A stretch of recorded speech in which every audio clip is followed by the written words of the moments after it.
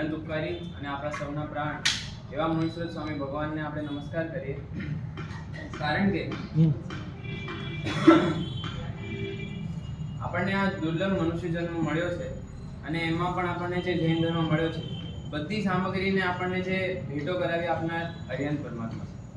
જો આ વિશ્વમાં હરિયંત પરમાત્મા જેવી વસ્તુ, એવું એક તત્વ, આધ્યાત્મિક તત્વ અથવા તો હરિયંત તત્વ, એ જો અગર જગતમાં વિદ્યમાન ન હોત તો આપણે આપણી પરિસ્થિતિને વિચાર કરીએ કે આપણી પરિસ્થિતિ કેવી હોત. તીર્થંકર પરમાત્મા પોતાના મનમાં એવી વિશુદ્ધ ભાવનાને ભાવે છે કે સકલ જીવ રાશિ મારી મિત્ર સમાન છે, મારા પરિવાર સમાન છે અને બધાને હું સુખી બનાવું, બધાને હું મોક્ષ સુખનો સ્વામી બનાવું, એવી નિર્મળ ભાવનાથી ભગવાને તીર્થંકર નામકર્મ બાંધ્યું. હવે એ શુભ આ વાત તમે ઘણી વખત સાંભળી હશે, પણ આ શુભ ભાવના આપણા ઉપર કેવી અસર પાડે છે? હર એક જીવને મનના અંદર શુભ ભાવ થાય છે. આપણને લાગે કે આપણે દેરાસર આવ્યા, આપણને કોઈને શુભ ભાવ આવ્યા, કોઈ ગરીબને જોઈને તમને દયાના ભાવ આવ્યા, કોઈ દુઃખીને જોઈને તમે કરુણાના ભાવ આવ્યા, કોઈ સારા કાર્યોને જોઈને તમને અનુમોદના કરવાનું મન થયું, કોઈના સારા સુકૃત જોઈને તમે અનુમોદના કરી, પોતાના દોષો જોઈને તમને ક્યારેક પશ્ચાતાપ થયો કે મારાથી આ ખોટું થઈ ગયું, મારાથી આ અપરાધ થઈ ગયો, અથવા તો તમને ક્યારે એવો મનમાં ભાવ આવ્યો કે જગતમાં બીજા કોઈ શરણભૂત નથી, શરણભૂત આધારભૂત જગતમાં કોઈ હોય તો એ હરિયંત પરમાત્મા છે, એમના બતાવેલા માર્ગ પર ચાલનારા ગુરુ છે અને એમના દ્વારા બતાવેલ ધર્મ એ મારા શરણભૂત છે. આવી વિવિધ પ્રકારની જે ભાવનાઓ, શુભ ભાવના આપણા મનના અંદર જાગે છે, એ બધાના અંદર મૂળ સ્ત્રોત હરિયંત પરમાત્મા છે. આપણે નમોતુનમ સૂત્ર બોલીએ છીએ. નમોતુનમ સૂત્રના અંદર બહુ બધા ભગવાનના વિશેષણો આપેલા છે. એ બધા વિશેષણોના અંદર એક વિશેષણ છે ધર્મદયાળ. બધાને નમોતુનમ આવડે છે? ધર્મદયાળનો અર્થ શું? ધર્મ આપનાર. આપણે ખાલી એક વ્યાખ્યા આપણે એવી સમજીએ છીએ કે ભગવાન આપણને ધર્મ આપે છે, પણ હમણાં અમારા પૂજ્ય ગુરુ ભગવાનના આચાર્ય તીર્થપુત્ર શ્રીમાનના વ્યાખ્યાન ચાલતા હતા. એ વ્યાખ્યાનની અંદર એમને એવો એક સરસ પદાર્થ અમને સંભળાવ્યો. લલિત વિસ્તરા નામનો એક ગ્રંથ છે. એ લલિત વિસ્તરા ગ્રંથની અંદર આ નમોતુનમ સૂત્રના એકદમ વિશિષ્ટ અર્થ ખોલેલા છે. હર એક વિશેષણ એ ભગવાનની એક વિશિષ્ટ પ્રકારની શક્તિ છે. આપણે એવું માનીએ કે ભગવાન પાસે આપણે જઈએ અને આપણે કહીએ, ભગવાન મારા જીવનમાં સુખ શાંતિ લાવજો, મારા પરિવારનું બધું સારું કરજો, મને કોઈ તકલીફ ના આવે એવું કરજો. આ આપણી એક બહુ જ નાની એક દ્રષ્ટિ છે જે આપણે પરમાત્માને જે દ્રષ્ટિથી જોઈએ છીએ. પણ આ લલિત વિસ્તરા ગ્રંથની અંદર પરમાત્માની જે ઉત્કૃષ્ટ શક્તિઓ એ ગ્રંથમાં હરિભદ્ર શ્રી મહારાજે બતાવી છે, એમાંની એક શક્તિ છે ધર્મદયાળ. ધર્મદયાળમ એટલે કે ભગવાન ધર્મ પછી આપે છે. ધર્મદયાળમ પછી શું આવે?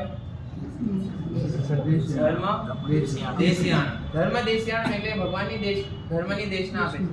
પણ દેશના આપવા પહેલા ભગવાન ધર્મદયાણમ એટલે કે ધર્મને આપણે જીવી શકીએ, ધર્મને આપણે પચાવી શકીએ, ધર્મને આપણે જીવનમાં ઉતારી શકીએ એની યોગ્યતા આપે છે. આપણા જીન શાસનમાં છે ને બહુ બધી વસ્તુનો મહત્વ છે, પણ એમાં સૌથી મુખ્ય મહત્વ છે ને યોગ્યતા. યોગ્યતા અને પાત્રતા.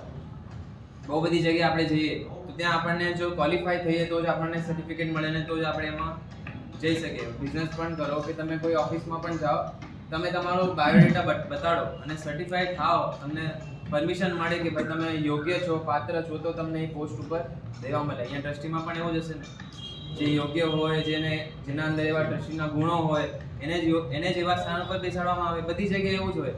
તો આ રીતે આપણા ધર્મને આપણે સમજી શકીએ, જીવનમાં ઉતારી શકીએ, એના માટે પણ કંઈક યોગ્યતા જોઈએ. હરેક જીવ ધર્મ ન કરી શકે, અને જો હરેક જીવ ધર્મ કરવા જાય તો એ ધર્મ એને મોક્ષ સુધી ન પહોંચાડશે. આપણે અનંતતા ભાવ કર્યા, અનંત ભાવમાં આપણને એવા બહુ બધા ભાવ મળ્યા જેમાં આપણે હરિયંત પરમાત્માની પૂજા પણ કરીએ છીએ, એમની દીક્ષા પણ લીધી હશે અને એમના બધા ધર્મની આરાધના પણ કરીએ છીએ, પણ મોક્ષ ન થયો કારણ આપણી યોગ્યતા વગર ધર્મ કર્યો. તો એ ધર્મની યોગ્યતા આપણને જીવનમાં પ્રાપ્ત કરાવનારા આ હરિયંત પરમાત્મા છે. આપણા જીવનમાં એવા સદગુણોને અંદર ભગવાન પીરોવે, આપણા જીવનમાં એવી પાત્રતા આપે કે આપણને ધર્મ વાસ્તવિક શું છે, વાસ્તવિક ધર્મ કેવી રીતે કરવો, અને એ ધર્મ કર્યા પછી આપણી મનની સ્થિતિ કેવી હોવી, એ બધી યોગ્યતા આપણને હરિયંત પરમાત્મા આપે. તો આપણે જેટલી વખત પરમાત્મા પાસે આવીએ તો આપણે પરમાત્માને આપણે માંગી લઈએ, ભવો ભવ તુમ ચરણોની સેવા મુજે દેજો દેવાથી દેવા. પણ જેને પંચસૂત્ર કરેલું હોય, પંચસૂત્ર કરવા વાળા છે અહીંયા કેટલાને આવડે છે પંચસૂત્ર? એ પંચસૂત્રમાં પરમાત્મા પાસે પ્રાર્થના કરી કે પરમાત્મા હું તમારી ચરણોની સેવા કરનારો બનું નહીં, હું પરોપકાર કરનારો બનું નહીં, હું બીજાના દુઃખોને દૂર કરનારો બનું નહીં. એ બધા વસ્તુની અંદર બધી વસ્તુ ના પાડી, પણ એક વસ્તુ માંગી કે હું સેવાને યોગ્ય બનું. આણારીએ સેવારીએ સિયા પરો યાર નિરય સિયા. જે હું બીજાની સેવા કરું એવું નહીં, હું બીજાની સેવા કરી શકું એવી યોગ્યતા મારામાં આવે. હું આજ્ઞા પાલન કરનારો બનું એવું નહીં, હું આજ્ઞા પાલન કરી શકું એવી યોગ્યતા મારા જીવનમાં આવે. હું આપની સેવા કરી શકું એવું નહીં, આપની સેવાને હું યોગ્ય બનું એવી આપ કૃપા કરો, એવી આપ મારા ઉપર દ્રષ્ટિ પાડો, એવી પ્રાર્થના પરમાત્મા પાસે કરી છે. તો આપણા માટે સમય ભલે ઓછો છે, આપણા માટે એક જ વાત હું તમને કહું. આટલા જબરદસ્ત મુનીશ્વર સ્વામી પરમાત્મા મળ્યા છે અને એમની વાણી પણ આપણને સંભળાવનાર એવા ગુરુ ભગવત મળ્યા છે. તો આ બધી અનુકૂળતાને પામીને આપણે હવે એક જ કામ કરવાનું છે, આપણી યોગ્યતાનો વિકાસ. આપણી જે યોગ્યતા છે, આપણી પાત્રતા છે, એનો વિકાસ આપણે આ પરમાત્માને આલંબન બનાવીને કરવાનો છે. અને જેમ જેમ આગળ આપણને લઈ જાય એમ આપણે એમના માર્ગદર્શન પ્રમાણે ચાલવાનું છે. એમને આપણે દરરોજ પ્રાર્થના કરવાની છે કે આપ અમારા ઉપર કૃપા દ્રષ્ટિ કરો અને અમારી યોગ્યતાને વિકાસો. વિશેષ જે માડન વિચર પરિવારના જે દામજીભાઈ, મરણ બધાને આવવાનું છે, બધાને આ વાત ખબર છે, પણ બધા જ મૃત્યુની અંદર સૌથી શ્રેષ્ઠ જો મૃત્યુ ગણાય તો એને ઉત્તમ સમાધિ મરણ કહેવાય. સમાધિ પૂર્વ નૌકાર કોઈ સંભળાવતું હોય, આપણા મનના અંદર શુભ ભાવો હોય અને આપણા મનના અંદર પણ નૌકાર રમણ કરતો હોય અને એવા સિચ્યુએશનમાં જો આપણું આયુષ્ય પૂરું થાય તો એને ઉત્તમ સમાધિ મરણ કહેવાય. અને એવી ઉત્તમ સમાધિ મરણ રામજીભાઈ લઈને અહીંયાથી વિદાય પામ્યા છે. તો એમની પણ એમના જીવનમાં એમને જે સંઘની સેવા કરી હતી, જેમના જીવનના અંદર પરોપકાર આદિ બહુ બધા ગુણો હતા, બધાને સાથે લઈને ચાલવાની જે એમની ભાવના હતી અને એક ભદ્રિક આત્મા હતા, મનના એકદમ સરળ હતા, કોઈ પણ મનના અંદર આટીકુટી કે રાગદ્વેષ એવા એમના મનના અંદર એવા કોઈ દુર્ભાવો નહોતા.